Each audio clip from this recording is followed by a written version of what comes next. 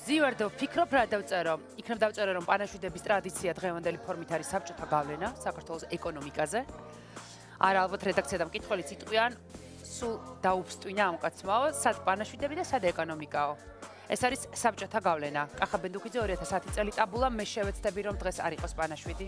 შესაბამისად დღეს ყველაზე ნაკლებად იყოს საბჭოთა გადაცემა, მაგრამ არ ვიცი რამდენად გავამივა. 5 დღის წინ თავზარ დამცემი ამბავი გავიგეთ ყველა. კახა ბენდუქიძე გარდაიცვალა, დაწერეს ვირტუალურ სამყაროში. დიდხანს ინფორმაცია ბევრს არასწორი ეგონა. ვიღაც იმასაც კი ამბობდა, რომ ეს ბოროტი ხუმრობაო, ხო და ამბავი აღმოჩნდა, ბოროტი ოღონდ სამწუხაროდ ხუმრობა არა. გეგმები შეგვეცვალა ბუნებრივია.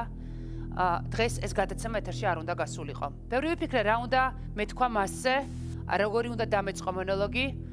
ბევრი ვიფიქრე იმიტომ, რომ ის იყო ჩემი ერთადერთი რესპონდენტი, რომლისთვის ამ სტუდიაში ყველაფერი მithქვამს. ძალიან რთული რესპონდენტია. არც ერთ შეცდომას არ ხპატიობს. რამეში თუ არაკომპეტენტური ხარ და იმ თემაში მასთან ერთად დისკუსიაში შედიხარ, მერე თოქ-შოუს ხურავ და სასწავლებლად მიდიხარ, რომელიმე ქვეყანაში. თითქმის ყველა ჟურნალისტი ამბობს. რთულია, ხშირად უტაქტუა, ხშირად პირდაპირ რაღაცებს ამბობს, მაგრამ არის უდაოდ საინტერესო და ყველასათვის საყვარელი რესპონდენტი. დღევანდელი ჩემი გადაცემის სტუმარზე არსებობდა მითი, რომ იგი არ სწყალობდა ჟურნალისტებს, მაგრამ ეს მითი თავადვე დაანგრია ტელეკომპანიებში საკმაოდ ხშირი სტუმრობით. ეს ადამიანი შეიძლება ნახოთ ყველა ტიპის გადაცემაში, მაგრამ გასაოცარი ის არის, რომ ნებისმიერ გადაცემაში საკუთარ მოედანზეა. პოლიტიკურ თოქ-შოუში პოლიტიკოსია, ანალიტიკურში ანალიტიკოსი და იუმორისტულში პროფესიონალი იუმორისტი. კულინარიაზე თუ ჩამოვარდება ლაპარაკი, გურმანი. მოკლედ, გადაცემის ფორმატი იმდენად მრავალფეროვანია, რამდენადაც მრავალმხრივია ჩემი სტუმარი, მაგრამ ეს ახლა ვნახოთ, როგორი იყო ის ბავშვობაში. ეს განსაკუთრებით სელქი და მოუსვენარი ბავშვების მშობლებს დააინტერესებთ. მოკლედ, თუ თქვენმა შვილმა ჩვენიერ დღეს ხელში ხულიკი მოიყო, სახლში ხულიკი მოიყვანა, მერე ბაბთა გაუკეთა და მეორე დღეს მასწავლებელს მიუყვანა. ანუ თუ ამავე ბავშვის წყალობით თქვენს გარდერობში ლამაზი ქამარივით გადაკიდებული არც თუ ისე საყვარელი უწყინარ გველს ხელს შემთხვევით ჩაავლებთ, ან თუ ოდესმე მის მომზადებულ კუსსუპის ჭამა მოგიწევთ, ნუ ინერვიულებთ. დიდი ალბათობით თქვენს ოჯახში იზრდება მეცნიერი, ბიზნესმენი, ინტელექტუალი და გურმანი. ყოველგვარი მონოლოგების გარეშე, ყოველგვარი წარდგენების გარეშე, მინდა წარვადგინოთ ჩემი შემდეგი სტუმარი, ჩემი ერთ-ერთი ძალიან საყვარელი რესპონდენტი. მე დღეს შევეცდები უბრალოდ აგიხსნათ, რატომ იყო კახა ბენდუქიძე ჩემი ყველაზე საყვარელი რესპონდენტი. ყველაზე მთავარ მიზეზს ბოლოს გეტყვით. დავიწყებ რიგითობით. ერთხელ თქვით, რომ ყველაფერი იყიდება სინდისის გარდა. მართლა ესე ფიქრობთ? კი, აბსოლუტურად. აბსოლუტურად ეგრე ვფიქრობ, იმიტომ რომ თუ ეს ნივთია, ხო? ჩვენ არ შეიძლება რომ ნივთზე გქონდეს გართულება. ნივთია.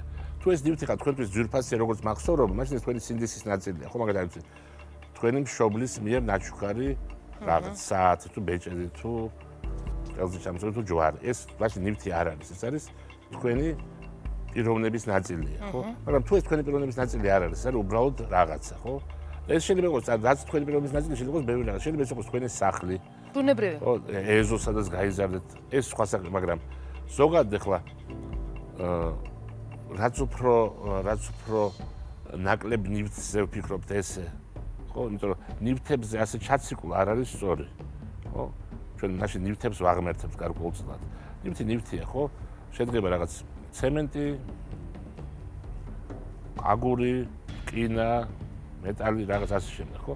ამიტომ მე მართლა ვთვლი, რომ რაც შეეხება ნივთებს, ნებისმიერი ნივთი შეიძლება იყოს გაყიდვის საგანად, არაფერი პრობლემა მაშინ არ არის და საერთოდ ეს ვთქვათ, მე არ ვარ ამ შემთხვევაში უნიკალური, ეს ზოგადად როგორც ერთმა თქვა, რომ აი რა არისო საბაზრო ეკონომიკა. საბაზრო ეკონომიკა არის ის, სადაც ყველაფერი იყიდება სამართლიანობის გარდაო. სამართლიანობა და სინდისი ამ შემთხვევაში არის სინონიმები. რატომ გახსოვდათ დამლაგებლის გვარი? როდესაც მინისტრი იყავი, დაგირეკეს და გითხეს, რომ დამლაგებელი არ ვიცი რაღაც პრობლემა ქონდა და გვარით კითხეთ. ხო. არ არის ჩვეულებრივი ამბავი. ნუ შეესწრებით იმის დარწმუნებას, რომ ეხლა როდესაც მინისტრს ეკავენ, დამლაგებლის გვარი ახსოვდეს ჩვეულებრივი ამბავია. არა, ეხლა სხვა რაიმე რა გვარი იყო ზინა. ზინა. აი მე ხლა ამოვივარ და თავიდან ეს აი შუქის ბრალია. დიახ, და რატომ ეს რა თქვენი მენეჯერი ესეთია, როგორც მენეჯერის? არა, უფრო ჯერტი ხო ცოტა ადამიანი ვიყავი და მე არა ძალიან ესეთი გულითადი ქალბატონი იყო. რაღაც ხდებოდი, ძალიან ბევრს მუშაობდა, ანუ რამდენიმე ადგილას მუშაობდა ფაქტიურად, 3 ვაჟი ყავდა, თუ არ ვწდები და რაღაც საერთოდ რა ვიცი რაღაცა კარგი ურთიერთობა ჰქონდა. ხო, მე მითხეს და დალივალობა. დიახ, ახლობლები ამბობდნენ, რომ თქვენი წასვლის მთავარი мотиваცია მაინც იყო დამოუკიდებლობის სურვილი და ის, რომ ძალიან აქტიური დედისგან დამოუკიდებლად გეცხოვრათ. ნუ დედისგანაც და რამისგანაც დამოუკიდებლად გეცხოვრა. ეს იყო ერთი, მეორე ის იყო, რომ ის რა იყო, ეს საბჭოთა კავშირში ძალიან ცენტრალიზებული იყო ყველაფერი. ფაქტობრივად თუ გინდოდა სამეცნიერო კვლევის გარკვეულ დონეზე, გარკვეული ტექნოლოგიების წარმოება, ამის საშუალება თბილისში ძალიან ცოტა იყო. ძალიან ცოტა იყო და ამის საშუალება იყო მოსკოვში, მცირედ იყო პეტერბურგში და მცირედ ნოვოსიბირსკში და მეტი არსად. და ხა საბჭოთა კავშირის გარეთ გასვლაზე მაშინ ვერც იფიქრებდი, ეს ფანტასტიკურად ჟღერდა, რომ თანა შეიძლება სხვაგან გაკეთებინა ეს შენი მეცნიერული ინტერესი დაგეყოფილებინა, რომ ეს ამაზე არც ვფიქრობდი. დედას ოდესაც წერილი მოწერეთ, რომ როგორ ხართ მე კარგად ვარ დღეს გავიღვიძე დავიბანე ხელპილი გამოვიხეხე კბილები ჩავიცეს რატომ იმიტომ რომ დედა ყველაფრით ინტერესდებოდა არა იმიტომ იქამდე წერდი ესე წერილს როგორ ახართ მე კარგად ვარ კოცნით კახა და მე ვიტყვი ძალიან მოკლე წერილებს წეროდა მე ესე აი რაღაც ვიფიქრე რაზე უნდა მოვუყვე მეთქი და გავიწყე იმ დღეზე მომეყოლა ანუ ეს გძელი წერილი იყო თქვენ რა წერილს იყო გძელი წერილი კი გძელი ვერცია ნუ რა არის მოკლე წერილს წერდა არის დაწერე უფრო ზლად თავიდანვე იცოდით რა პროფესიით უნდა წასულიყავი თავიდანვე რას ვეძახ კითხვა არასწორად მე ანუ სკოლის ასაკში კი როგორ იყო იცით არ ვიცი რატო მაგრამ აი ძალიან მაინტერესებდა ბიოლოგია ცხოველები მაინტერესებდა უფრო ეს ბიოლოგია ხარ ასეთი საგანი ხარ მაშინ არ ვიცოდი და მაინტერესებდა ასევე ძალიან აი რაღაც ისტორია. და მეორე კლასამდე ვორჭოფობდი. ეხლა დღეს ვქნები ხა მეორე კლასამდე ხო ანუ ეხლა ეს ეხლა ვიქნები რაღაც მეცნიერებაზე ვფიქრობდი. მეორე კლასი იყო, უბრალოდ მაინტერესებდა რაღაცა ადრე რა ხდებოდა და ცხოველები როგორ ცხოვრობენ, როგორ არიან, აი როგორ ფუნქციონირებენ. მე დედაჩემი ისტორიკოსი იყო და ამიტომ სახში მქონდა ბევრი წიგნი ისტორიაში და არც ერთი წიგნი მქონდა ბიოლოგიაში.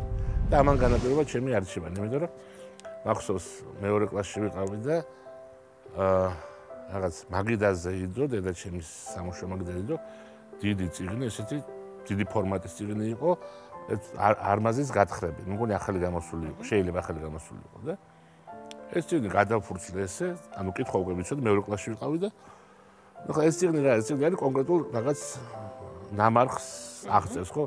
ან 30 მეტრის სიგანე, 30 მეტრის 100 სიგრძე, 3 მეტრის და აღმოჩენილი არის 227 პატარა მძივი რაღაც 33.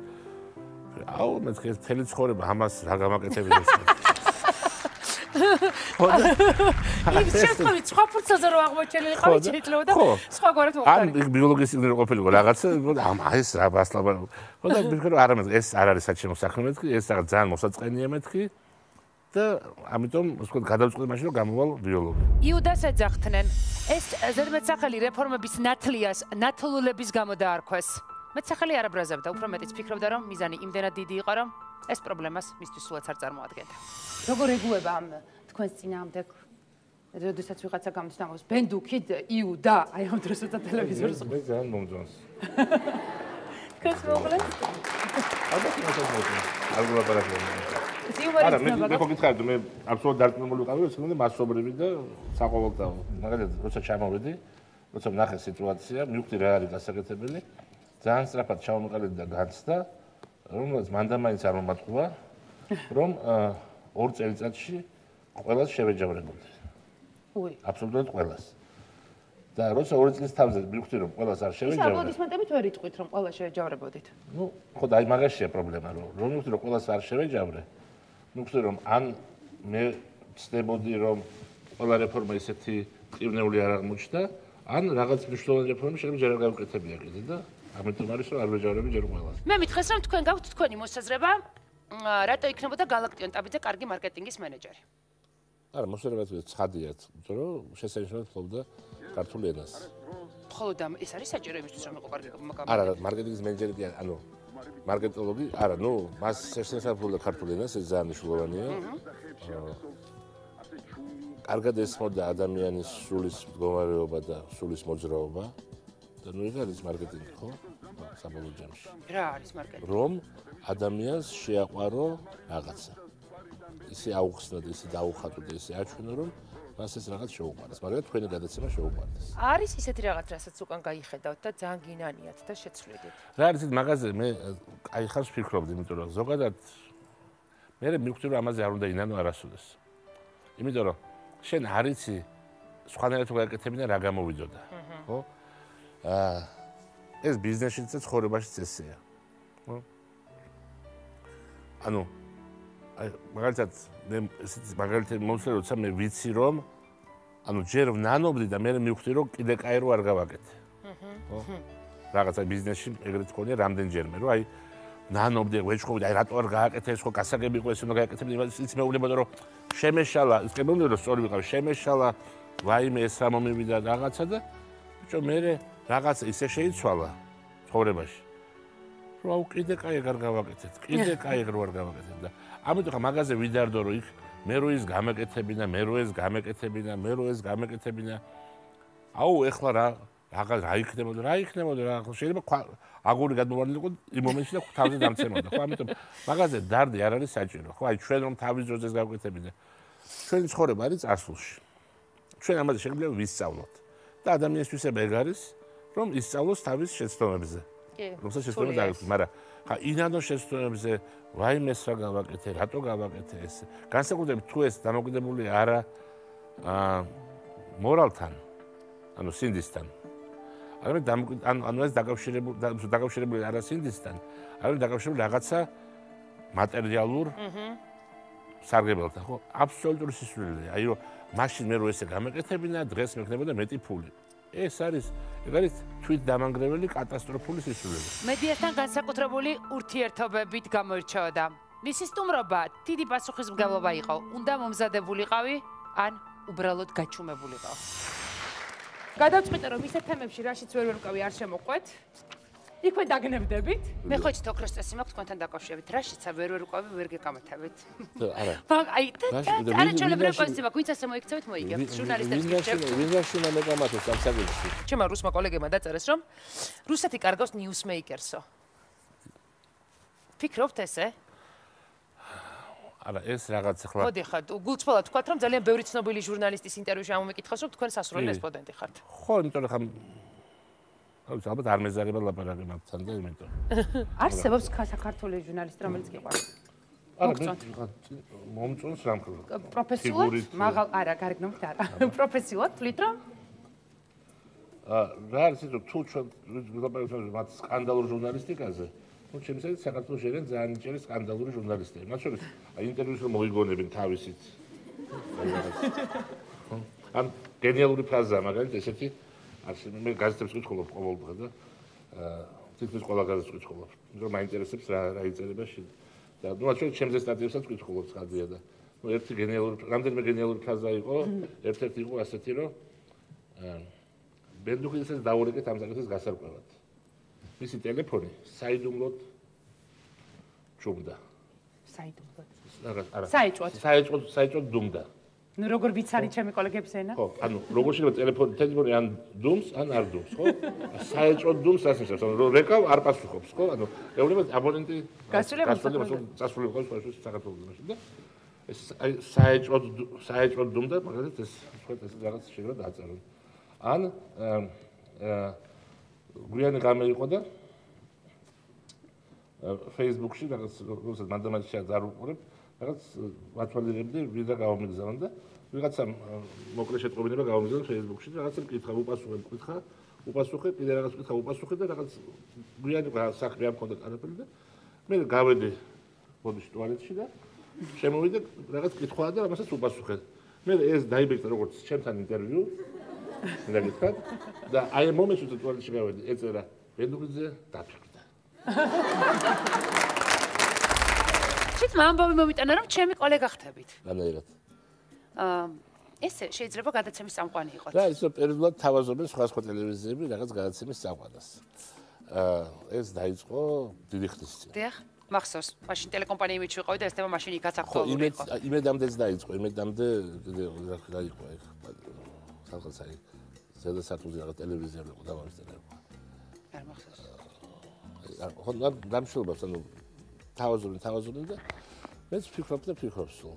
ეხლა ჯერჯერობით შედეგი არ აქვს მიღებული არავითარი. ვერ დაგითხრათ ვერცერთმა ტელევიზია?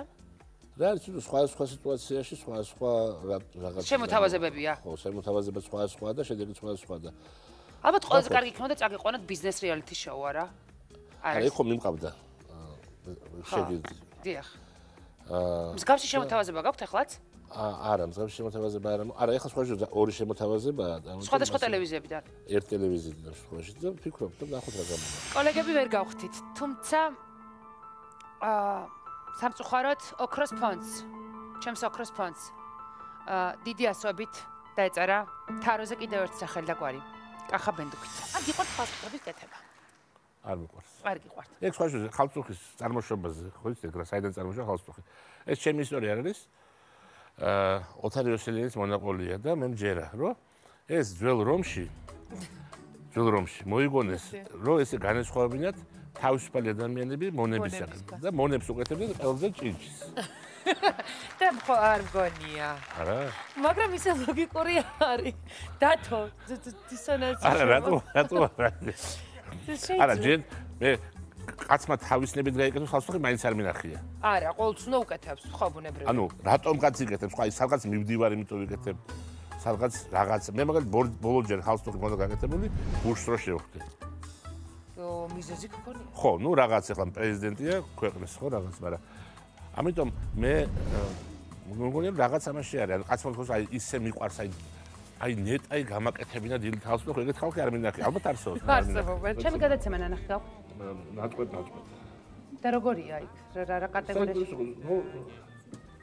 ზოგჯერ ძალიან ზედმეტად ნატიფი მომეჩვენა. ანუ? ნუ რაღაცა ისეთი. გაპრანჭული? გაპრანჭული ცოტა გაპრანჭული. ზედმეტად სვეტსკური ესე ვაკურად რო ვთქვა. სვეტსკური. და ზოგჯერ? ზოგჯერ უფრო ისეთი იყო მიწიერი. სვეტსკური მიწიერს არ ნიშნავს? სვეტსკური არ ნიშნავს. რაში გიყვართ ფულის ხარჯვა, შოპინგი? აი რა? არა. შოპინგი როგორ წარმოვიდნენ ჩემი შოპინგი. არა, ნუ აი თუდაც აი. მაგას მოგიყვები შოპინგზე სხვა შორის. აქვია, პირველად ვარ ცხოვრებაში მილანში, რაღაც 15 წლის წინ. კონგრესი იყო და მაშინ არ ვიცოდეს, მანდაც არ უყოდი, ვარ ქუჩაზე, რომელიც ვინც მილანში შოპინგებით უყარს, ან გაუგიათ, იციან არის ეს ქუჩა მონტენაპოლეონი.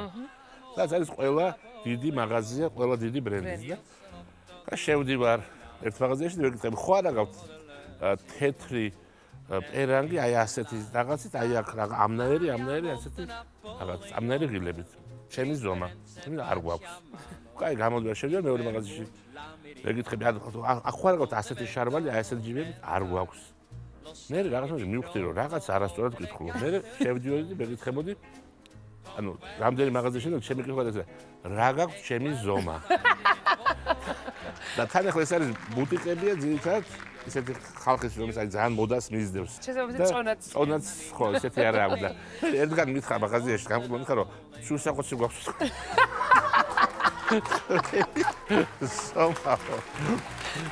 შუსაყოცი ვიყიდე და ამით ჩემი ასეთი შოპინგები დამთავრდა.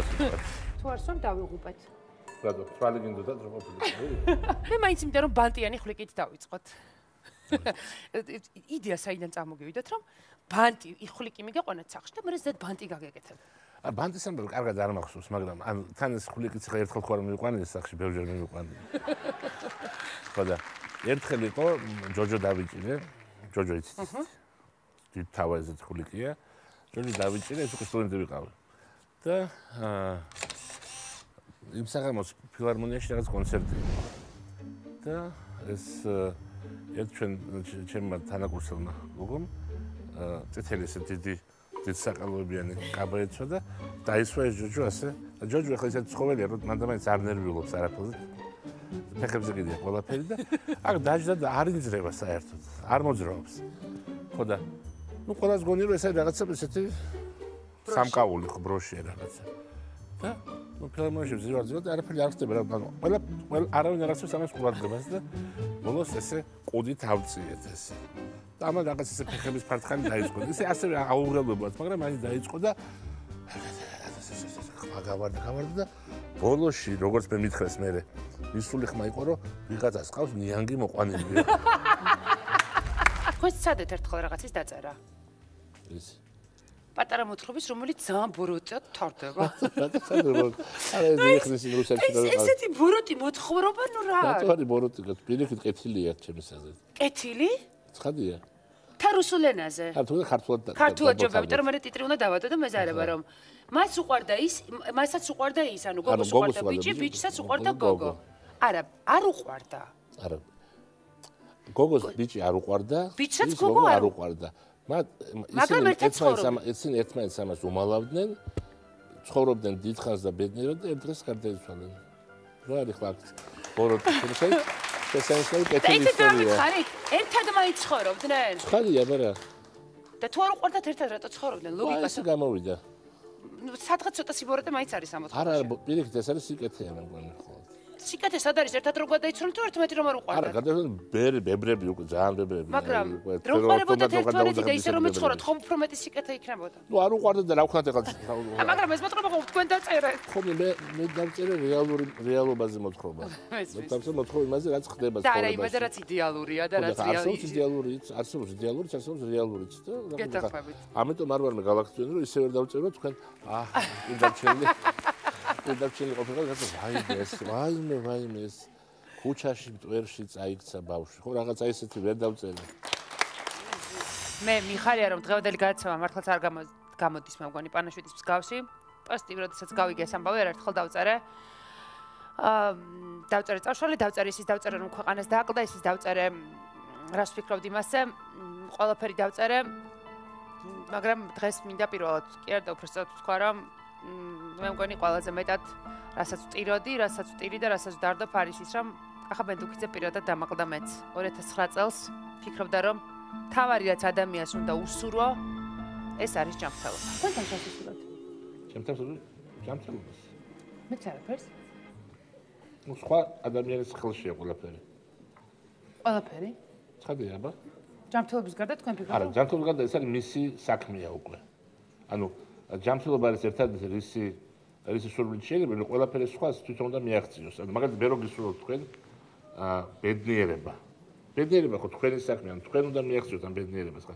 ნასურველი ბედნიერება სასიამოვნო მოსასმენია, მაგრამ ხო აშინ არის არ გააჩნია. ან მე რო გისურვებთ თქვენ რომ მაგალითად მშობლებს უყვარდეთ, ხო? ეს მშობლებს ისე უნდა უყვარდეთ. მე თქვენ რო გისურვებთ რაშინ არის აქვს ამ სადაც შვილებს უყვარდეთ, ხო? ხანდახან ბედნიერება სხვებზე სხვა დამოკიდებული. არა, სხვებზე დამოკიდებული არის, მაგრამ ეს თქვენ უნდა მოიპოვოთ. ეს არავინ არ შეიძლება გაჩუქოთ ეს ბედნიერება. ჯანმრთელობა თქვენზე ყოველთვის დამოკიდებული არ არის. ყველაზე მეტად ინერვიულა მაშინ, როდესაც უნივერსიტეტს დახურვის საფრთხე დაემუქრა. გადაცემაში დაუპატიჟეთ რამდენიმეჯერ, გადაგვიდო, ასე არ რჩეოდა. თან იცოდა, რომ მისთვის აქ განსაკუთრებით ემზადებოდნენ. ბოლოს პირდაპირ გითხრა, რომ არ იყო შესაბამის განწყობაზე. მიზეზი გასაგები იყო. მაშინ ყველა მხოლოდ ერთ თემაზე საუბრობდა და საფრთხის წინაშე ისინი უნივერსიტეტი იყო. ეს იყო დრო, როდესაც ჯერ კიდევ არ იყო გადაწყვეტილი, რა ბედი ეწეოდა მის მთავარ მონაპოვარს. ვინ არის მომხრე, რომ საქართველოს აგრარულ უნივერსიტეტს გაუუქმდეს ავტორიზაცია? გთხოვთ ხელისაწევით დაადასტუროთ, თუ მხარს უჭერთ თქვენ ამ გადაწყვეტილებას.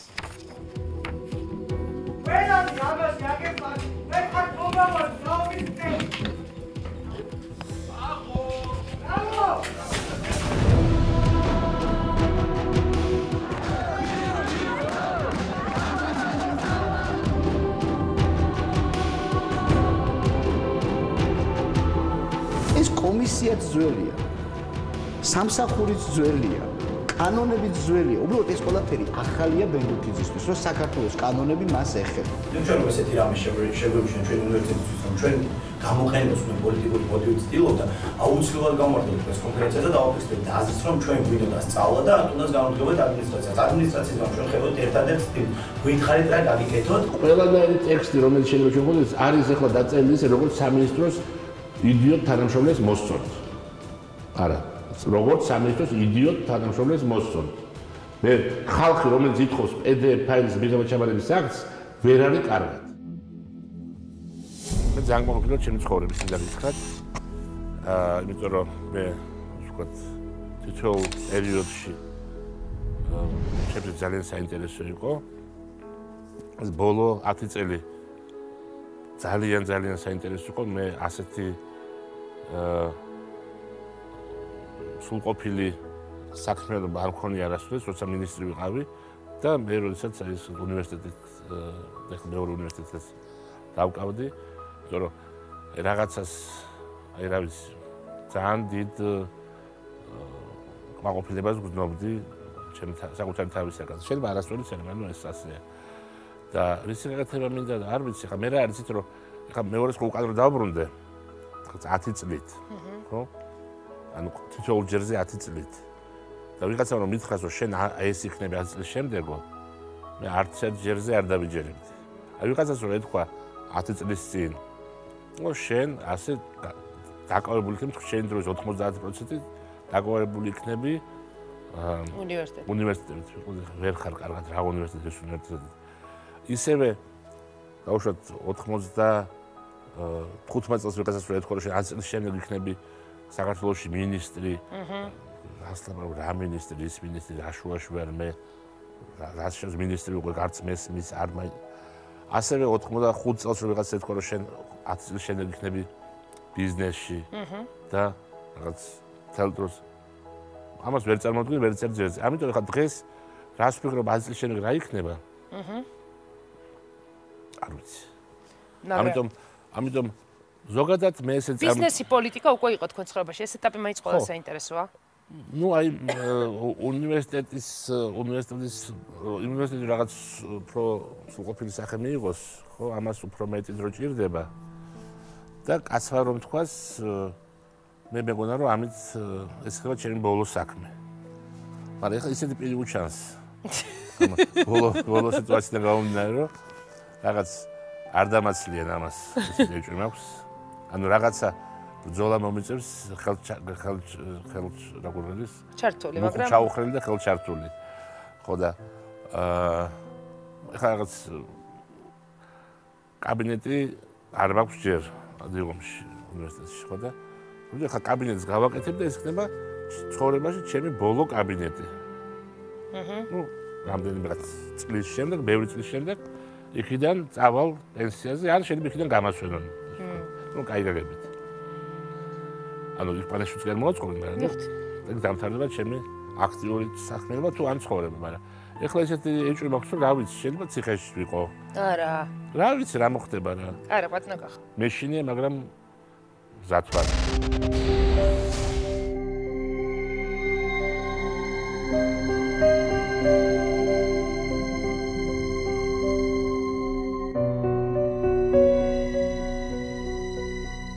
გარდაიცვალა კახა ბენდუქიძე. ბევრი მას და მის მიდგომებს არ ეთანხმებოდა. ბევრს არ უყვარდა. ბევრი ვერ იტანდა. მე კი მადლობის მეტი არაფერი მეთქმის. მადლობა იმისთვის, რომ შექმნა საქართველოში საუკეთესო უნივერსიტეტი. მადლობა იმისთვის, რომ სტუდენტებს მისგან მუდმივად გქონდა თანადგომა. მადლობა, რომ მოგცა საშუალება გაგვეგო, თუ რა შეგვიძლია და რა წარმოადგენთ. კახა ბენდუქიძე არც არ ყოფილა ადამიანი, რომელიც მოვიდოდა და მოგცემდა თევზს.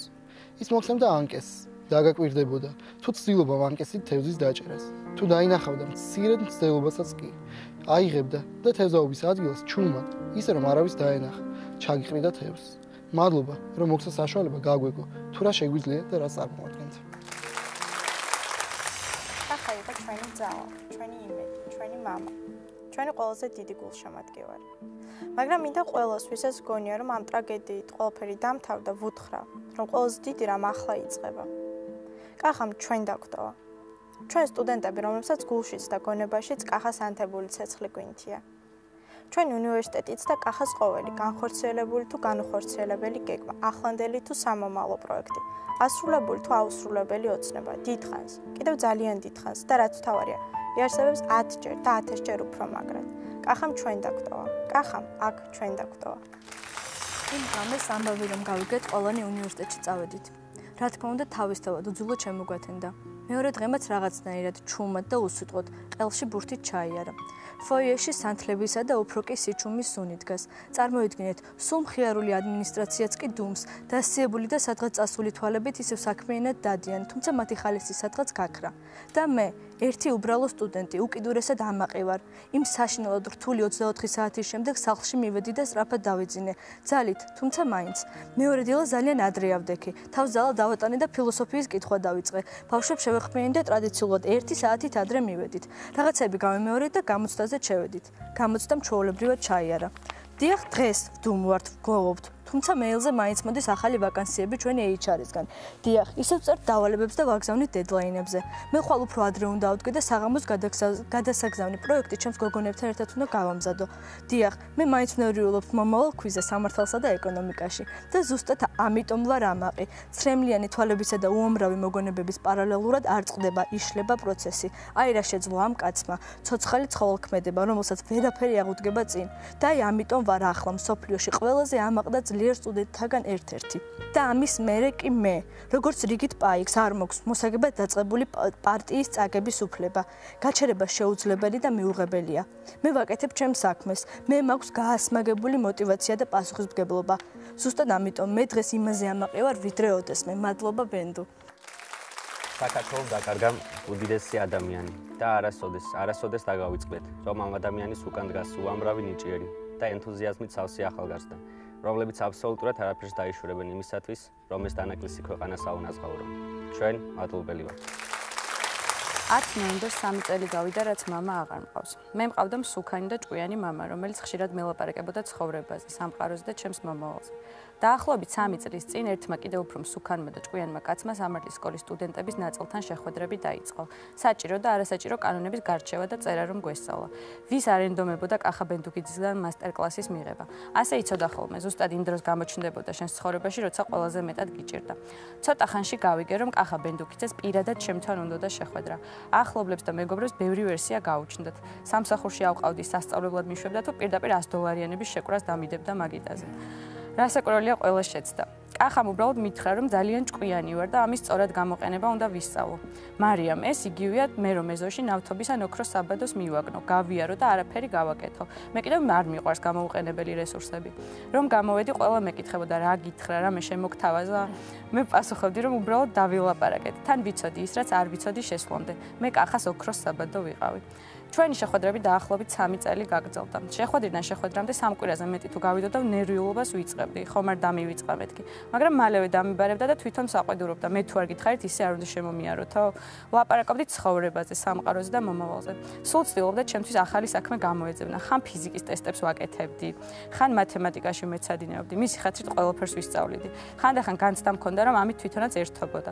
დღის ბოლოს მიბარებდა ხოლმე, გამაფრთხილებდნენ, გაბრაზებულიაო. შევიდოდი და ბევრს ვიცინოდით. ამიტომ სულ მეგონა რომ მე კარგ ხასიათზე ვაყენებდი.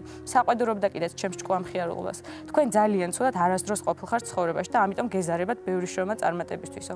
ამ დროს სულ მინდოდა მეთქვა ძალიან ცუდად ყოფილ ვარ, იმიტომ რომ მე მამამ მიკვდა და ყველა ჩვენი შეხვედრის დროს ცოტა ხნით მიცოცხლებთ მეთქი, მაგრამ არ ვეუბნებოდი. წელს პროკურატურაში 10 საათიანი დაკითხვის შემდეგ რუსთავიორში მოვიდა. მე იქ დავხვდი. უთხარი ძალიან მანერვიულეთ მეთქი და ჩავეხუტე. მაშინ გამახსენდა ის მაგარი შეგრძნება მსუქანთან ჩახუტების. როცა ხელებს ირგვლივ ვერ აწვდნენ და გგონია დიდი ფარი გადაგეფარა. გონი ხვდებოდა მისგან რაც მინდოდა და ბოლოს გადაწყვიტა მე თქვენი აპეკუნი უნდა გავხდეო. თან ვაჟებშაველას სიტყვები მითხრა. აპეკუნობა რაც უნდა კარგი აპეკუნი იყოს, იგი აჩლუნგებს. ალბათ მართალია რომ აპეკუნობა აჩლუნგებს, მაგრამ რა ვქნა, ისე ვერ დაგტოვებთო. საქართველოდან წასვლამდე ლექციის მომზადებაში ვეხმარებოდი. დაახლოებით 10-ჯერ გადავახვიე ვიდეო ჩანაწერში ის მომენტი, როცა მე საჯაროდ მიხდის მადლობას დახმარებისთვის. მე სტატიაზე მუშაობდი საქართველოს რეფორმებზე, რომელიღაც წიგნში უნდა გამოქვეყნებულიყო. მაშინ კიდევ უფრო კარგად გავიგე, რამდენი რამ გააკეთა საქართველოსთვის და რა მარტივი და ამავე დროს გენიალური იყო ეს ყველაფერი. ის ყოველდღე ზრუნავდა იმაზე, რომ იმ იდიოტსაც კი, რომელიც 1000 საშინელებას აბრალებდა, უკეთეს საქართველოში ეცხოვრა. როგორ უნდა აგეხსნა ყველასთვის, რომ ეს უზრდელი ბენდუკიძე 10 წლის ბავშვსაც თქვენობით ელაპარაკებოდა. მას ყველაზე ნაკლებად აღელვებდა ეყარებოდა თუ არა ხალხის მასებს, რადგან ინდივიდებს, კონკრეტულ ადამიანებს თავის სახელებით და გვარებით უყვარდა. ახლა ბრაზდები მასზე ვერ ვპატიობ, რომ იმ ხალხს, ვისაც ვეჩხუბებოდი და ვეკამათებოდი მის დასაცავად, გააგებინა ჩვენი ყველაზე დიდი საიდუმლო, რომ ჩემი სუპერგმირი მოკვდავი ყოფილა. ამას ვწერთ 16 ნოემბერს. 3 დღე გავიდა, რაც აპეკუნი აღარ მყავს. გზნობა ნაცნობია, თითქოს შინაგანი ორგანოები გეწვის და მხოლოდ 2 სურვილი გიჩნდება. ან უცებ გაგეღვიძოს, ან დროის უკან დაბრუნება და მომავლის შეცვლა შეგეძლოს. არც ერთი სურვილი არ სრულდება. მაგრამ წინა შემთხვევისგან განსხვავებით, მე არც დამყავს და არც ძმა, ახლა ჩემთან ერთად ბევრი ტირის, კახას დიდი ოჯახის ბევრი წევრი. და თუ კი ჩემი წარმატების საიდუმლო მხოლოდ დიდ კილოში და ცუდად ყოფნაშია, ეს სამსახურს თქვენ გამიწიეთ, რადგან თავს ყველაზე ცუდად გრძნობ ბატონო კახა.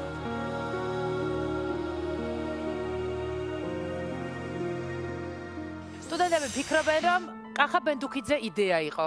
იდეა კი არასოდეს ხვდება.